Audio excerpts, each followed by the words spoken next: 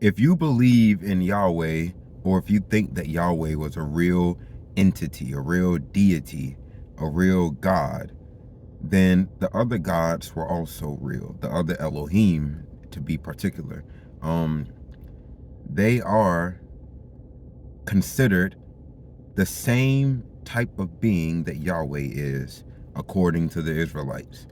And they are attested to by the Israelites, who are the ones who are attesting to Yahweh.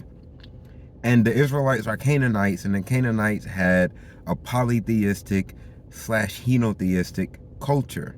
Their theology had a pantheon of deities. So that means Yahweh was not alone. Yahweh wasn't the first. He wasn't the last. He wasn't the most important. Yahweh played a particular role in the pantheon just as other deities did. And if you want to say that you can just pick Yahweh over the other deities, that's fine. But if you want to say that Yahweh was real and the other deities were not, that's problematic. Yahweh even goes to war with these other deities. And if Yahweh is going to war with things that you consider statues or idols, and these things are nothing, there's no being attached to it, no deity whatsoever, then that would be ridiculous. It would be so ridiculous to hear some of the stories in the Bible where Yahweh and the Israelites are genuinely concerned about what other gods may do or about the worship of other gods. Why even care about what the other gods are up to or about what other people are up to when it comes to these other gods if they are not real? Why even acknowledge these other gods if you are the penultimate God? If you are the God that is the God of the universe, the God that created everything on his own, then why acknowledge other gods?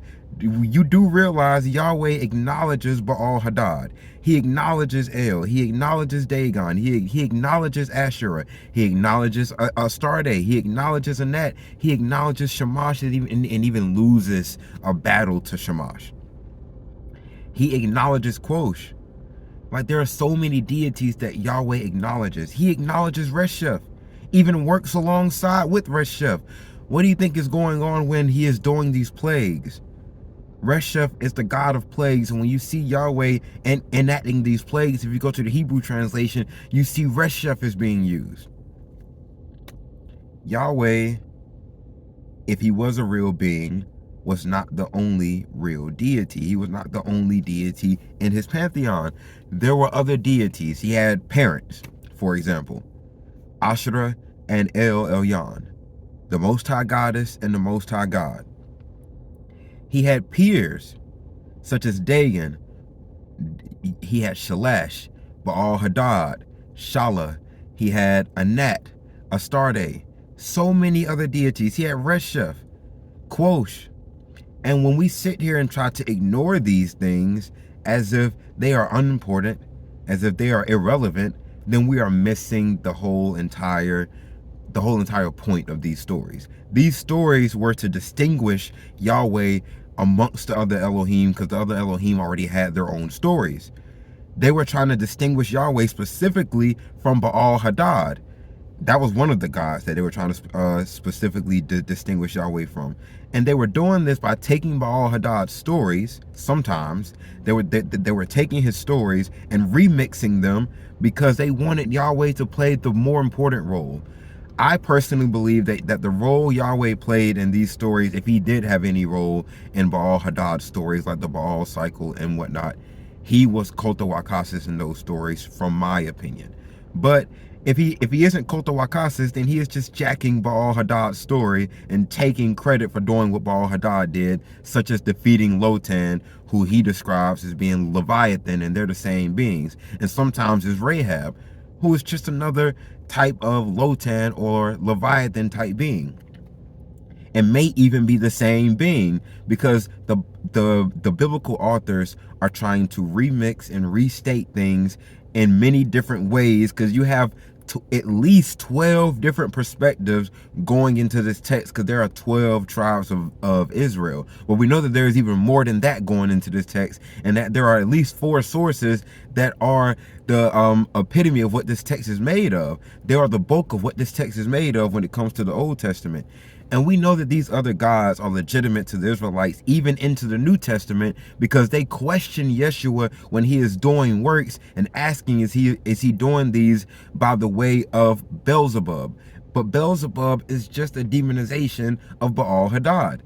Beelzebub means Lord of the Flies. Baal Hadad was the king of the gods, and this was given to him by El when he defeated Lotan, when he defeated Yam and Nahadru. It's because of the work that he put in as a deity, not just for his people, but amongst the Elohim, which made him crowned as the king of the gods.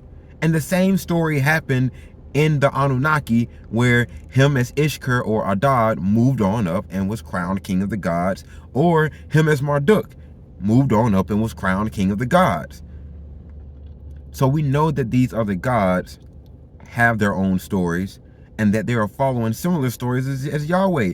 Yahweh moved up as king of the gods, just like Milcom, just like Baal Hadad, and just like any other god was trying to do, just like Shamash, just like Dagon. All these deities were competing for who was the king of the gods, because other nations were conquering nations that had their own patron deities.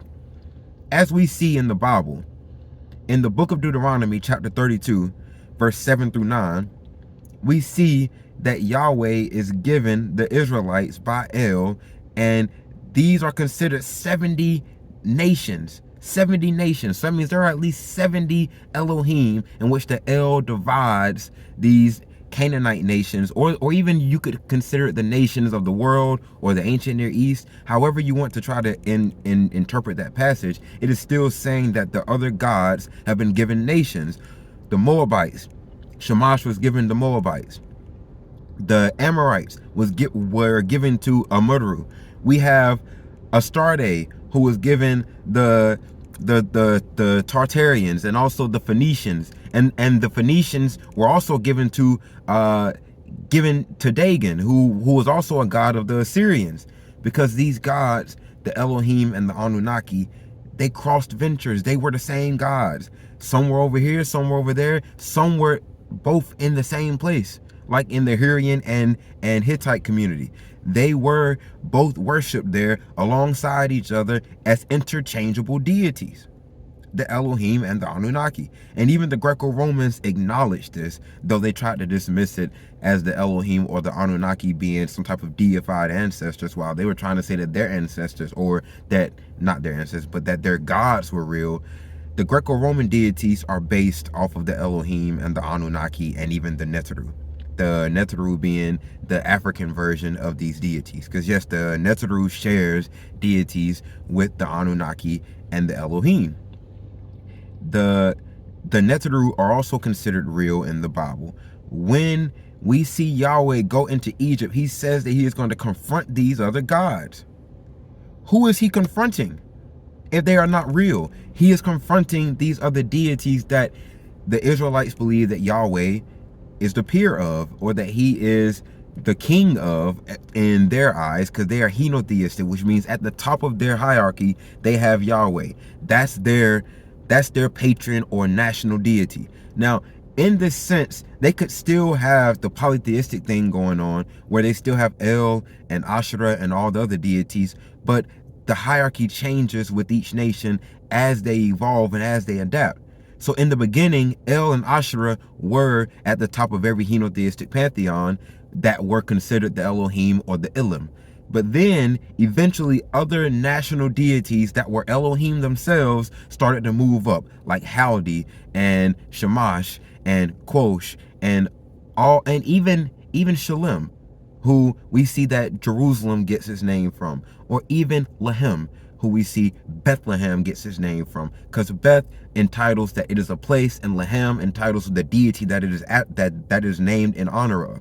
So Bethlehem is named in honor of Lahem, who is the Elohim version of Lahamu or Lamu, which is one of the primordial deities that is an Anunnaki. That's another deep cut. So when you see words like Jerusalem, right, that's in honor of the deity Shalem, who we know has an Anunnaki counterpart in Shalmanu, which means the god of peace. So Shalem is more so a god of peace than a god of dusk, but the god of dusk thing is integral to him just as much as the god of peace. Now that I think about it, because when you put it together from the story of his birth alongside his twin Shahar, they are to represent the oscillations or the cycle between night and day. The story tries to depict them as having their lips set from each ends of the earth. But this is just to say that they represent that horizon. They represent, you know how in the Kemetic system under their theology, we have the horizons of Ra, and sometimes other deities can be attached to these horizons. That's how we have it in the Elohim. And we even have something similar in the Anunnaki with the gates of Shamash or Shemesh, which is the sun god. Not Shamash as in Kamash or Kamis, which is the god of the Moabites, who can also go by the name of Zizu Kamatu or just Kamatu simply. But these deities are seen across these different areas though, and these deities are acknowledged as being real by the Israelites, Canaanites, the Sumerians, the Babylonians, the Assyrians. Yes, the Babylonians, even when they conquer Israel, still acknowledge their gods as being the same or of their gods being real. You can read their text. When I read their text, they said that yes, these other gods were real, but that the Babylonian gods, the Anunnaki, were above them. They were the superior gods, or that they were the origin and the beginning of this. Not that they were latter, and they were the oldest alongside the Neteru. And the Elohim could possibly trace back to being a part of that same trinity of systems that occurred at a similar time, because the evidence of the Elohim all has to be based on the evidence that we can trace back to any one of them, especially the most high of that, which would be El and Asherah. Now, the Ilib, which could be the predecessor to El, is also important to this notion, and the Ilib could be equal to Alala, or the Ilib could be equal to something like the Abzu, or to some type of primordial Anunnaki, but most scholars agree with it being something like the Alala, which is the primordial deity to Anu and Enlil. So that's why I say that we could possibly see the origins of the Elohim start alongside the Anunnaki and the Neteru. But we'll get into more of this. And just remember that the Bible and the Israelites and Canaanites and all the people of the ancient world acknowledged when their gods were real and when the gods they felt like were fake, or the gods when they felt like were just ancestors that were deified. And the Israelites chose to acknowledge the gods as being real, just as their surrounding neighbors did in the ancient Near East. But comment down below and let's see if we can discuss this.